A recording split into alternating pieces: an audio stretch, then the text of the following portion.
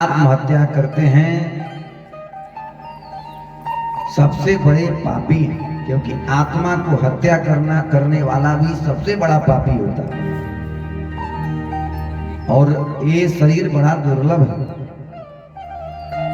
इसलिए हे भैया, अहो बंधु कृपा सिंधु भ्रातरमा सुमोचया। गोकर्ण जी ने कहा, अरे हमको पता था, गया जी में जाकर के हम पिंड दान किए, फिर भी तुम्हारी मुक्ति न भई। कहा कि आप गया जी में कितने पिंड दान किए? 1 2 3 4 5 कितने? अरे गया श्राद्ध सते ना भी मुक्तिर नहीं हो भविष्य। गया में 100 भी आप पिंड दान कर दो, फिर भी हमारी मुक्ति नहीं। क्योंकि हे भैया, हमारे द्वारा इतने कुकर्म हुए हैं, जीवन में हमने पुण्य सोचा तक भी नहीं। इसलिए ये पिंड दान तो बाद की बात है, पहले ऐसा कोई उपाय करो हैं, ताकि जो है अगर महारोग ग्रसित हो, मानते हैं दवा जो है, दवा दुखों को अलग करने वाला, लेकिन जब दुख बड़ा हो तो छोटी मोटी दवाइयां भी फेल हो जाती है। इसलिए आप कोई और उपाय सोचो। तो गोकर्ण जी ने जाकर के भगवान सूर्य नारायण से पूछा, तुभ्यं नमो जगत साक्षी ब्रूहि मे मुक्ति हेतुकम। कहा कि हे जगत के साक्षात नारायण, भगवान भास्कर को प्रणाम करते हुए गोकर्ण जी ने कहा कि मुक्ति का मार्ग बताएं। इन्होंने कहा, श्रीमद् भागवतान मुक्ति सप्ताह वाचनम कुरु। भागवत की कथा सुनाओ, सप्ताह ज्ञान यज्ञ, तुम्हारी भाई की मुक्ति हो जाएगी। अब बढ़िया आषाढ़ मास में गोकर्ण जी ने दिव्य जो है कथा मंच बना करके और भागवत की कथा शुभारंभ की। सभी वैष्णव ब्राह्मण जितने भगवान के कथा के जो रसिक हैं, सभी दौड़े दौड़े आए और कथा सुने। 7 गांठ के पास में एक धुंधकारी को आवाहन किया गया और प्रथम दिन की कथा हुई तो प्रथम ग्रंथि फट गई। एवं सप्तदिनश्चैव सप्त ग्रंथि विभेदनम। 7वें दिन की कथा में 7वें ग्रंथि फट गई और बड़ा ही दिव्य रूप में प्रकट हुआ।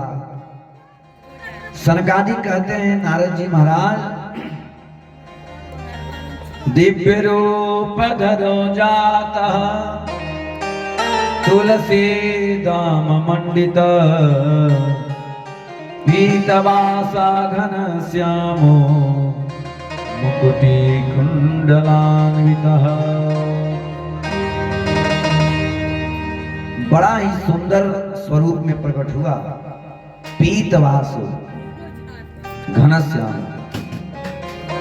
देखिए, भगवान की कथा सुनने मात्र से पापात्मा धुंधकारी का शरीर दिव्य हो गया। सनकादिक कहते हैं दिव्य रूप धरो जाता, दिव्य हो गया। मतलब भगवान की कथा सुनने से ये जीवन क्या होता है, कहा कि दिव्य हो जाएगा। ये आपका जीवन दिव्य हो जाएगा, प्रमाण है। दिव्य रूप धरो जाता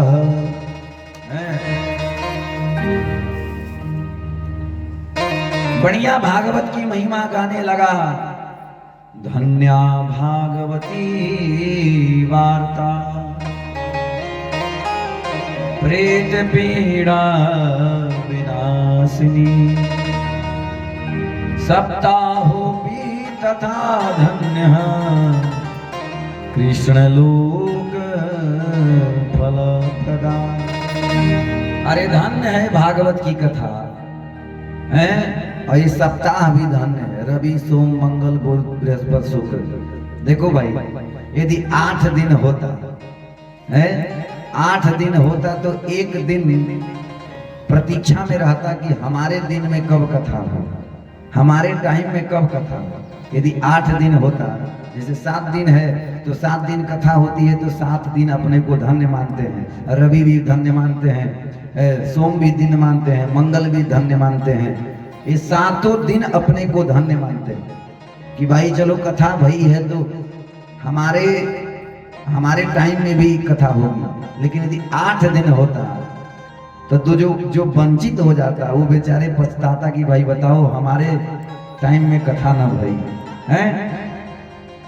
तो ये सप्ताह भी धन्य है, जो सप्ताह में भगवान की कथा होती है और सप्ताह भी पवित्र है?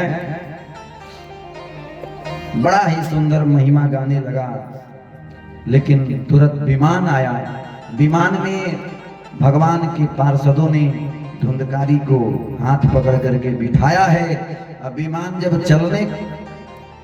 चलने ही वाला था तब तक श्रोताओं का मुख लटक गया। जो श्रोता बैठे थे, श्रोता जो बैठे थे उन लोगों का मुख क्यों लटका? क्योंकि महाराज ये तो पक्षपात हुआ है, हम लोग भी इस कथा सुनने आए हैं, हम लोग के लिए विमान आना चाहिए। ये तो एकांगी भाव हो गया भाई,